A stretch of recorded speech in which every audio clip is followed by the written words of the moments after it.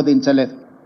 నరేంద్ర మోడీ గారు ప్రధానమంత్రిగా బాధ్యత చేపట్టిన తర్వాత ఆ నివేదికను కాలగర్భంలో కలిపేసిండ్రు. ఈ 11 సంవత్సరాలు వారు ఎలాంటి ప్రయత్నం చేయలేదు.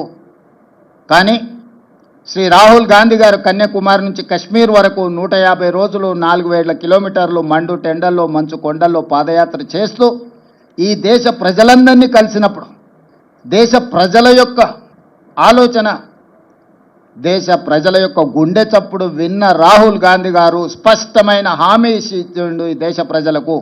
ఏ రాష్ట్రంలో మా ప్రభుత్వం ఏర్పడుతుందో ఆ రాష్ట్రంలో మేము జనగణనలో కులగణను ఏర్పాటు చేస్తాము, వివరాలు సేకరిస్తాము.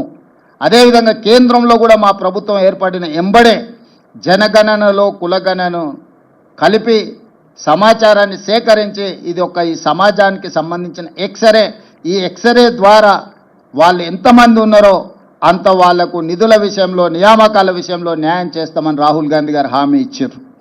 ఈరోజు రాహుల్ గాంధీ